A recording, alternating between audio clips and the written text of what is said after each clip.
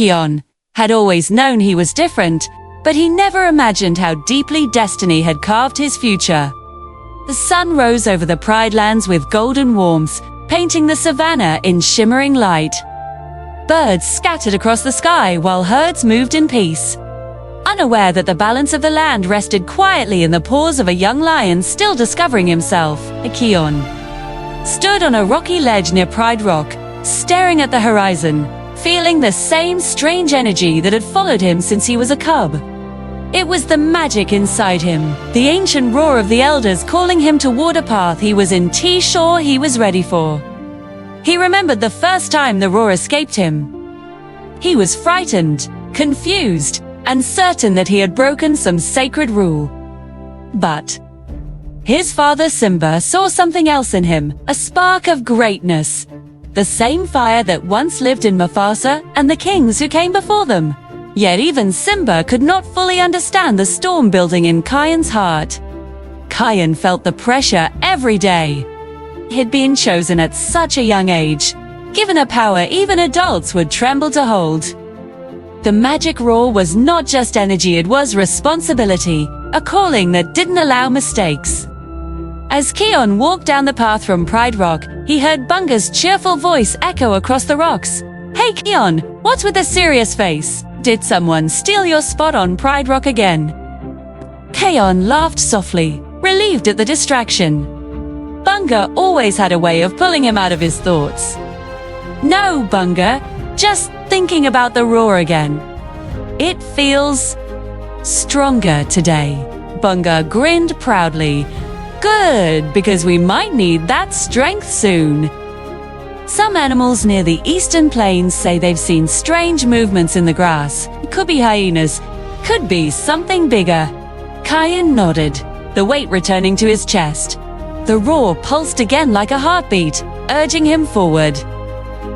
As the lion guard gathered fully poised and focused, Besht calm and steady, Ono watchful as ever they could, all sensed something was shifting. Fully nudged Kion gently with her shoulder. "If the roar feels stronger, then trust it. Your power grows when the Pride Lands need it." Kion appreciated her confidence, even if he wasn't sure he deserved it. The journey to the eastern plains felt different today. The wind was heavier, strange scents drifted through the grass, and the ground vibrated with distant rumbling. Kion paused, listening carefully. The roar inside him whispered warnings he couldn't fully understand. When they reached the plains, they found evidence of something unusual, large claw marks, deeper than any hyena could make. Bunga sniffed the air and jumped backward. "Whoa! That is not a hyena smell. That smells like trouble with extra trouble." Kion frowned, examining the tracks. Whatever was here was powerful, and it wasn't afraid to enter their territory. Zay followed the trail. A loud growl echoed from the shadows. The lion guard froze. Emerging from the tall grass was a massive rogue lion, scarred and dangerous, his eyes filled with bitterness. His presence made the air heavy. He stepped forward slowly, glaring at Kion. "You are the cub with the legendary roar, the one chosen by fate. Wow.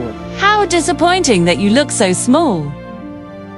What matters is that the Pride Lands are weak, and I have come to take what your father claims as his own." Their lion guards spread out instantly, each member blocking his path, trying to protect Kion. Fuli zipped around him, Besht created distance, and Bunga attempted a fearless distraction. But the rogue was experienced. He knocked Bunga aside with a single swipe and cornered Kion. "Use it!" the lion growled mockingly. "Use your roar, little prince. Show me why everyone fears you." Kion's heart raced. If he lost control, he could hurt not just the rogue but his own friends. The tension built until Kion finally summoned the courage. He narrowed his eyes, planted his paws firmly on the earth, and allowed the ancient magic to rise. The sky reacted instantly. Winds swirled. Clouds twisted overhead. The spirits of the past gathered behind him, glowing faintly. When Kion opened his mouth, the roar exploded like a hurricane. The rogue lion was thrown backward, tumbling across the plains and landing hard but alive. The ground trembled long after the roar faded. Bunga ran to Kion, eyes wide. That was amazing. But Kion didn't celebrate. He stared at the ground, shaking slightly. Each time he used the roar, he felt a little more of its power slip beyond his control. The rogue lion staggered to his feet, gasping. Now I see. I see why the legends speak of you. But power like that, it corrupts you. Even the strongest lions fall to it. Before anyone could stop him, he turned and disappeared into the grass, leaving behind an uneasy silence. Slaha! The lion guard regrouped, but Kion couldn't shake the rogue's words.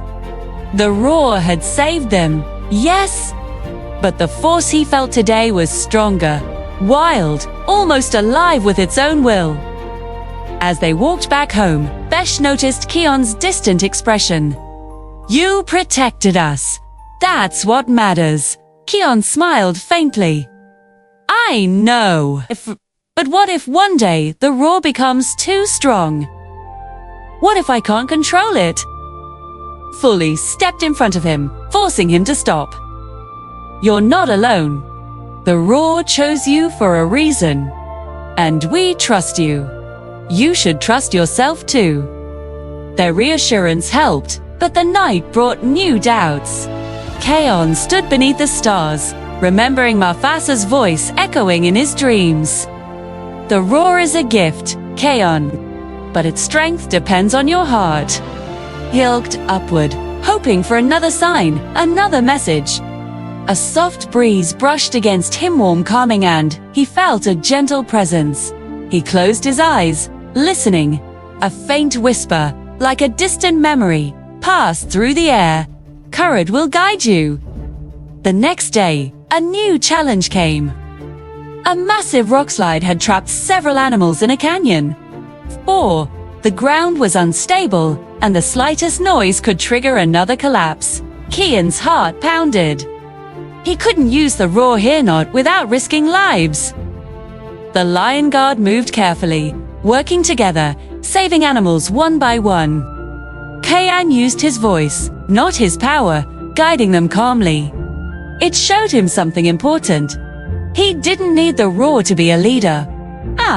Then disaster struck. A boulder shifted, threatening to crush a young gazelle. Without thinking, Kion jumped forward and pushed the gazelle to safety as the ground gave way beneath him. He slid dangerously close to the canyon edge. Dust filled the air. Rocks crumbled. His friend shouted his name. Kion dug his claws in, but began to slip. The roar inside him pulsed strongly, wanting to burst out. Q took a deep breath and whispered to himself, not out of fear, only out of purpose.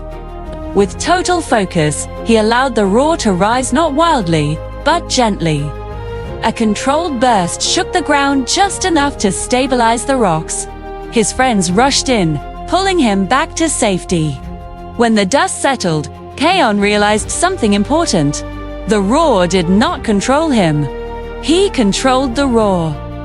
That night, the Pride Lands glowed under the moonlight as animals gathered around Pride Rock to thank the Lion Guard. Simba stood proudly, watching Kion with admiration. But it was Nala who approached him quietly, touching her forehead to his. You found your balance today. The roar responds to your heart, Kion, and your heart is strong. Kion looked out across the land. He felt something new. Calm, confident connection to the roar. It no longer felt like a burden. It felt like a partnership. A spirit of protection, awakened through love for the Pride Lands. He closed his eyes and breathed deeply, feeling the ancient power settle within him. For the first time, he truly believed that he wasn't just a young lion with a dangerous gift. Yeah, he was the guardian that Pride Lands needed. The roar of the elders resonated quietly within him, not as a storm, but as a guiding light. And this was only the beginning of his rise.